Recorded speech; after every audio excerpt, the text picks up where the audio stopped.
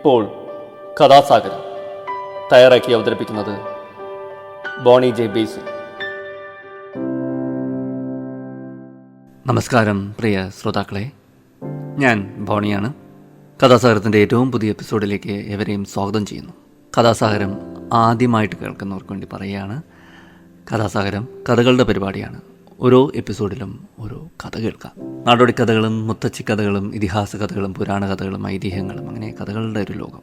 മുതിർന്നവർക്കും കുട്ടികൾക്കും എല്ലാവർക്കും ആസ്വദിക്കാവുന്ന കഥകൾ. അപ്പോൾ നമുക്ക് കഥയിലോട്ട് കടന്നാലോ? അതിനു മുമ്പ് കഥയെക്കുറിച്ച് 2 വാക്കുകൾ. ഇത് ഇന്ത്യൻ നാടോടി കഥകൾ എന്ന് പറഞ്ഞൊരു പുസ്തകത്തിൽ നിന്നെടുത്ത ഒരു നാടോടി കഥയാണ്. അപ്പോൾ നമുക്ക് കഥ കേൾക്കാം. ഈ കഥ പണ്ഡിതർ എന്ന് സ്വയം അവകാശപ്പെടുന്നവരെ കുറിച്ചുള്ളൊരു കഥയാണ്. നമുക്ക് ചുറ്റും ഇങ്ങനെ ചില ആൾക്കാരൊക്കെ കാണാം, അല്ലേ? പണ്ഡിതർ, എല്ലാം അറിയാവുന്നവർ. ഞങ്ങൾക്ക് എല്ലാത്തിനെക്കുറിച്ച് നല്ല ധാരണയുണ്ട്, നിങ്ങൾ വിചാരിക്കുന്നത് ശരിയല്ല എന്നൊക്കെ ധാരണ പുലർത്തുന്ന ഒട്ടനവധി ആൾക്കാരെ നമുക്ക് കാണാം. അവരെക്കുറിച്ചുള്ളൊരു കഥയാണ്. അപ്പോൾ ഈ കഥയ്ക്ക് പണ്ഡിതൻ എന്നൊരു പേര് നമുക്ക് നൽകാം. ഇത് നടന്നത് വളരെ വളരെ പണ്ടാണ്. അങ്ങ് പണ്ട് ഏതോ ഒരു ഗ്രാമത്തിൽ അറിയപ്പെടുന്ന ഒരു പണ്ഡിതനുണ്ടായിരുന്നു. അയാൾക്ക് എല്ലാവരോടും പുച്ഛമായിരുന്നു. തന്നേക്കാൾ ബുദ്ധിയുള്ളവനായി ആരുമില്ലെന്ന വിചാരമായിരുന്നു അയാൾക്ക്. അതുകൊണ്ട് അയാൾ ആരെ കണ്ടാലും അവരുടെ ബുദ്ധി അളക്കാനായി ചോദ്യങ്ങൾ ചോദിക്കുക പതിവായിരുന്നു. ഒരു ദിവസം അയാൾ എണ്ണ വാങ്ങാനായി നാഗപ്പൻ ചെട്ടിയാരുടെ വീട്ടിൽ ചെന്നു. നാഗപ്പൻ ചെട്ടിയാർ അപ്പോൾ അവിടെ ചക്കിൽ എണ്ണ ആട്ടിക്കൊണ്ടിരിക്കുകയായിരുന്നു. 2 കാളകളായിരുന്നു ചക്ക് വലിച്ചിരുന്നത്. അവയുടെ കഴുത്തിൽ വലിയ മണി കെട്ടിയിരുന്നു. കാളകൾ നടക്കുമ്പോൾ ആ മണികൾ വലിയ ശബ്ദത്തോടെ കിലുങ്ങുന്നുണ്ടായിരുന്നു. അത് കണ്ടപ്പോൾ പണ്ഡിതന് നാഗപ്പൻ ചെട്ടിയാരെ ചോദ്യം ചെയ്യാൻ തോന്നി. അല്ല, എനിക്ക് അറിയാത്തതുകൊണ്ട് ചോദിക്കുക, എന്തിനാണ് നിങ്ങൾ കാളകളുടെ കഴുത്തിൽ മണി കെട്ടിയിരിക്കുന്നത്? ഈ പണ്ഡിതൻ ഇങ്ങനൊരു ചോദ്യം ഉന്നയിച്ചു. ചക്ക് ആട്ടിക്കൊണ്ടിരിക്കുമ്പോൾ മറ്റ് പല കാര്യങ്ങൾക്കുമായി എനിക്ക് അങ്ങോട്ടും ഇങ്ങോട്ടുമൊക്കെ പോകേണ്ടി വരും. അപ്പോൾ കാളകൾ ചക്ക് വലിക്കുന്നുണ്ടോ എന്നറിയാൻ ഇതൊരു എളുപ്പവഴിയാണ്, നാഗപ്പൻ പറഞ്ഞു. അതെങ്ങനെ? പണ്ഡിതൻ ചോദിച്ചു. കാളകൾ നടക്കുമ്പോൾ മാത്രമേ മണി മുഴങ്ങുകയുള്ളൂ. മണിശബ്ദം കേൾക്കുന്നില്ലെങ്കിൽ അവ പണിയെടുക്കാതെ നിൽക്കുകയാണെന്ന് മനസ്സിലാക്കാമല്ലോ, നാഗപ്പൻ പറഞ്ഞു. നിങ്ങളൊരു മരം മണ്ടൻ തന്നെ, പണ്ഡിതൻ പുച്ഛത്തോടെ ചിരിച്ചു. ഇതിലെന്താണ് മണ്ടത്തരം? അല്ല, ഇതിലിപ്പോൾ എന്താണ് മണ്ടത്തരം? ചെട്ടിയാർ ചോദിച്ചു. ഈ കാളകൾ നടക്കാതെ വെറുതെ ഒരു സ്ഥലത്ത് നിന്ന് തലയാട്ടുക മാത്രമാണ് ചെയ്യുന്നെങ്കിൽ നിങ്ങൾ എങ്ങനെ മനസ്സിലാക്കും? അപ്പോഴും മണി കിലുങ്ങുകയില്ലേ? പണ്ഡിതൻ കളിയാക്കി ചിരിച്ചുകൊണ്ട് ചോദിച്ചു. പൊട്ടിച്ചിരിച്ചുകൊണ്ട് ചെട്ടിയാർ പറഞ്ഞു, എൻ്റെ കാളകൾ താങ്കളെപ്പോലെ പഠിപ്പുള്ള പണ്ഡിതന്മാരല്ല. അതുകൊണ്ട് ജോലി ചെയ്യാതെ തലകുലുക്കി മണിശബ്ദമുണ്ടാക്കി എന്നെ പറ്റിക്കാൻ അവയ്ക്കറിയില്ല. നാഗപ്പൻ ചെട്ടിയാരുടെ കുറിക്ക് കൊള്ളുന്ന മറുപടി കേട്ട് പണ്ഡിതൻ നാണിച്ചുപോയി. ഇത്രയുമാണ് കഥ. വളരെ ചെറിയൊരു കഥ അല്ലേ? വളരെ പെട്ടെന്ന് തീർന്നു. ഈ കഥയിൽ നമുക്ക് മുന്നിൽ തെളിയുന്നൊരു ചിത്രമുണ്ട്. ചക്കിൽ എണ്ണയാട്ടിക്കൊണ്ടിരിക്കുന്ന, അല്ലെങ്കിൽ കാളകൾ ചക്കിൽ എണ്ണയാട്ടുന്നൊരു ചിത്രം. പണ്ടൊക്കെ നാട്ടിൻപുറങ്ങളിലൊക്കെ അല്ലെങ്കിൽ നമ്മുടെ നാടുകളിലൊക്കെ ഉണ്ടായിരുന്ന ഒരു രീതിയാണല്ലേ എണ്ണയാട്ടാൻ കാളകളെ ഉപയോഗിക്കുക, ചക്ക് എന്നൊക്കെ പറഞ്ഞ സംഭവങ്ങൾ. ഞാൻ ചില സിനിമകളിലൊക്കെ കണ്ടിട്ടുള്ളൂ, ഞാൻ നേരിട്ട് ഇതുവരെ കണ്ടിട്ടില്ല. ഈ ചക്കിൽ എണ്ണയാട്ടുന്നത്, കാളകൾ വലിച്ച എണ്ണയാട്ടുന്നത്. നമ്മുടെ യന്ത്രവൽകൃത സമൂഹമാണല്ലോ നമ്മുടേത്. ഇതെല്ലാം പതിയെ മാഞ്ഞുപോയി, അപ്രത്യക്ഷമായി.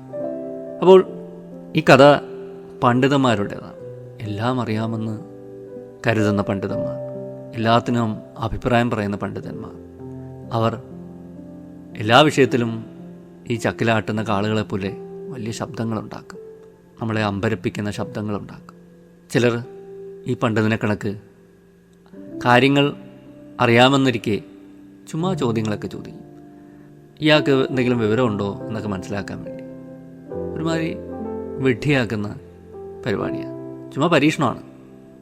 അവരുടെ അത്രയും അറിവുണ്ടോ അല്ലെങ്കിൽ അറിവില്ലയോ എന്നൊക്കെ മാർക്കിടാൻ വേണ്ടി ചുമ്മാ ഇങ്ങനെ ചോദ്യങ്ങൾ ചോദിക്കും, ചുമ്മാ ഇങ്ങനെ പരീക്ഷിക്കും.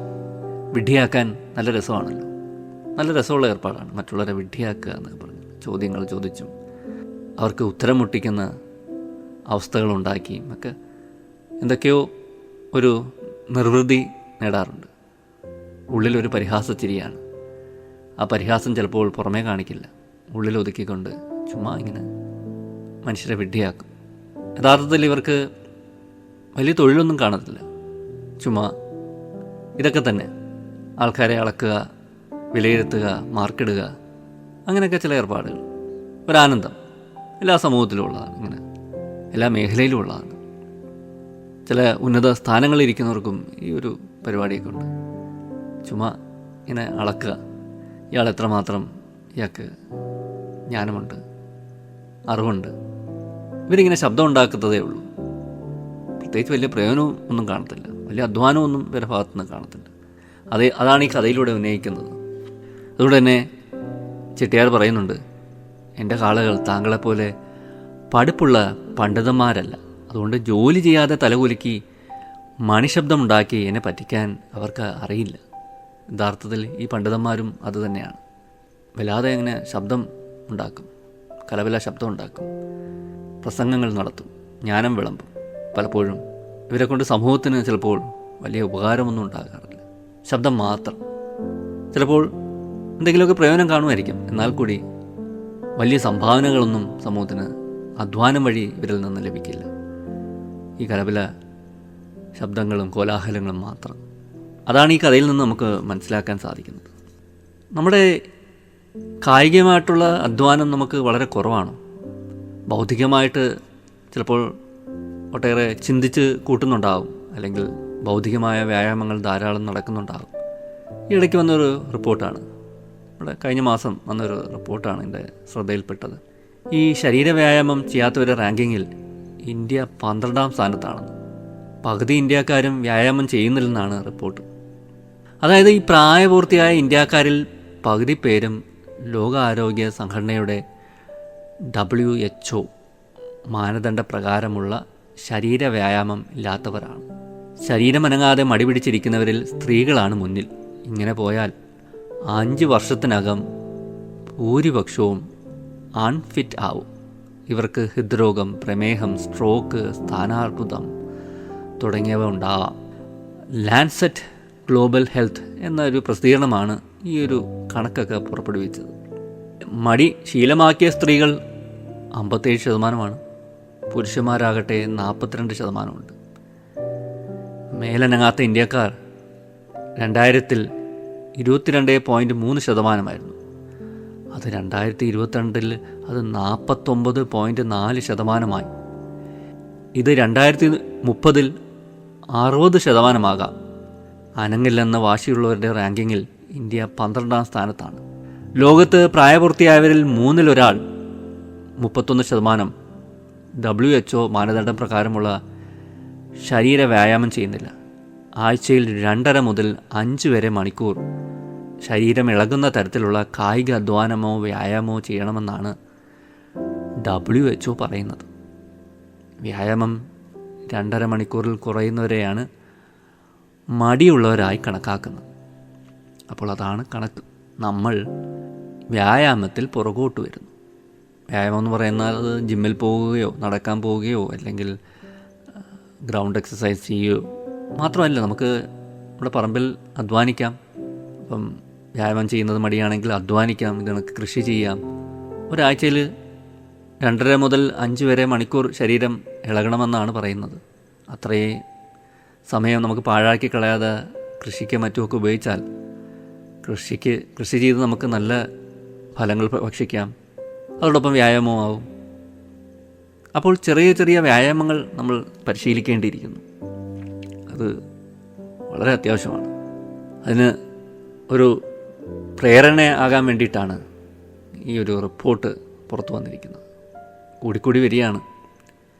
ഈ മടിയുടെ കാര്യം പറയുമ്പോൾ നമ്മുടെ യാത്ര തന്നെ വലിയൊരു മടിയല്ലേ. വീട്ടിൽ നിന്ന് ബൈക്കിൽ കയറുന്നു, സ്റ്റാർട്ടാക്കുന്നു, ഒരു പോക്കാണ്. പോകേണ്ട സ്ഥലം ചിലപ്പോൾ ഓഫീസായിരിക്കാം, എവിടെയാണെന്ന് വെച്ചാൽ.